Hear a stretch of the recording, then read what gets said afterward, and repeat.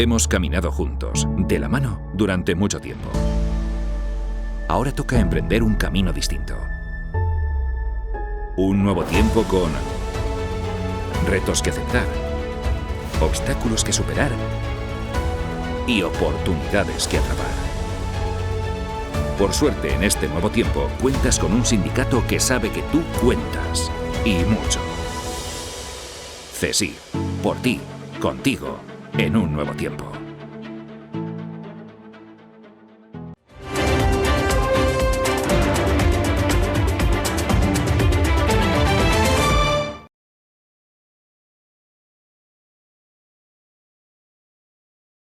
Bueno, pues el infarto es una de las mayores complicaciones a las que nos enfrentamos los cardiólogos y cualquier médico, ya sea de atención primaria o de urgencia. Antes de saber la actuación, pues tenemos que saber qué es un infarto. Y un infarto es la oclusión, la estenosis completa de una arteria del corazón, de las 3 arterias que hay, produciendo una isquemia, se queda el músculo sin oxígeno y llega a producir la muerte de esa parte del corazón, de ese músculo. De aquí el tiempo es importantísimo, que lo veremos luego, porque a partir de un determinado tiempo, que son 2 horas, ese corazón ya no es recuperable aunque abramos la arteria. Por eso es importante, como veremos luego, saber identificar exactamente cuáles son los síntomas de un infarto. Las señales, los signos de una persona que está teniendo un infarto, en su inmensa mayoría se parecen. En un 70-80% los signos, los síntomas son típicos. Típico es lo típico que puede pensar cada persona, de dolor retroesternal, dolor de pecho, que se suele irradiar hacia mandíbula, cuello o hacia los brazos, sobre todo el izquierdo, que se acompaña muchas veces de falta de aire, de un desasosiego, de una inquietud. Puede haber pérdida de conocimiento y mucho malestar, mucho sudor, mucho escalofrío, la piel fría y un sudor muy característico, ¿no? Pero sobre todo ese dolor de pecho que acompaña. Personas mayores o diabéticos, desaparece el dolor o tienen menos dolor y lo que aparece es una falta de aire muy importante con ese sudor característico. Así que asociarlo sobre todo al dolor, pero hay que ser muy cautos porque muchas otras personas, mujeres también tienen síntomas atípicos, diabéticos y personas mayores, sobre todo esa falta de aire súbita con mucho malestar, ¿no? Entonces hay veces que no puede ser un infarto, pero se debería a las personas en su casa pensar que pueda ser un infarto para no perder ese tiempo y para que puedan llamar a los servicios de emergencia. Lo ideal sería no estar solo, pero uno nunca elige cuándo tiene el infarto, así que ya estando solo o estando acompañado, la persona que está con él, que llame al 112 o al 061, aconsejo llamar directamente al 061 porque el 112 normalmente, si el problema es médico, le pasa la llamada al 061, tenemos un coordinador médico 24 horas disponible que se encarga de responder las llamadas, hay una ambulancia medicalizada que si está disponible, que suele estar casi siempre disponible, en 10-15 minutos se presencia con el médico en la ambulancia medicalizada en domicilio, entonces llamar al 061, dar bien los datos, decir cómo se encuentra el paciente, sentar al paciente si está acompañado, si no el mismo paciente, que se siente, que se tumbe, que se tranquilice lo que pueda, porque es difícil, ¿no? Llamar al 061 y explicar muy bien cómo se siente y dónde está. Y esperar en domicilio, sin el paciente presentarse solo con su vehículo a urgencias, porque suele estar en 10-15 minutos la ambulancia, entonces aconsejamos que el paciente se quede ahí y que si hay algún familiar se quede con el paciente.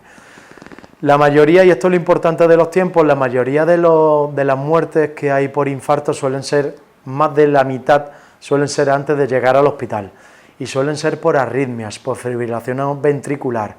Entonces, si un paciente está solo, pues no puede hacer nada, pero sí que se está educando poco a poco a la población general qué hacer ante una parada cardiovascular, y la parada cardiovascular es el masaje. Entonces, quedarse con el paciente, preguntarle cómo está, y si perdiera por casualidad La conciencia, y esto es lo importante, esto es lo difícil y hay que entrenarse, es tumbar al paciente en una superficie dura, que es el suelo, mejor que en la cama, y hacer masaje y reanimación cardiopulmonar. Masaje con los brazos y las muñecas así, y hacer un masaje directamente sobre el esternón, intentando deprimirlo 3-4 centímetros. Esto se dice fácil, en el momento es muy complicado.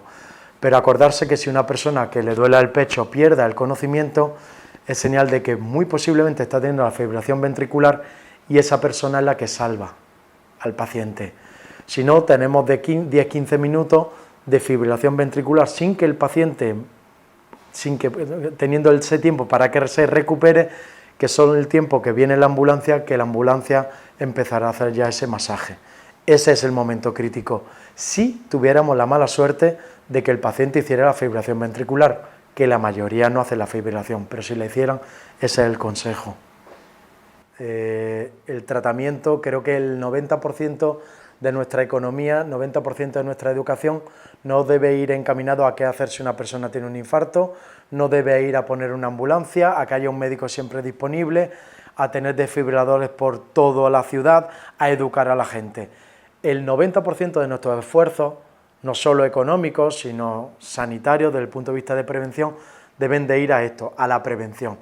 Y la prevención yo siempre lo encamino a dos cosas, que es la alimentación y el estilo de vida. De eso se deriva todo. Se deriva el tabaquismo, la diabetes, la obesidad, la hipertensión y todos los factores de riesgo que van a producir el infarto. Al final es inevitable yo con 80 años tener un infarto porque la edad y la genética juegan un papel, pero a los 40, 50 años, 60 años, un paciente morir de un infarto, adelantar la dolencia habitual, la evolución natural de un infarto que son a los 70, 80, 90, adelantar los 20, 25 años por un mal estilo de vida, por la educación sanitaria, por la alimentación y por el estilo de vida, caminar y hacer deporte.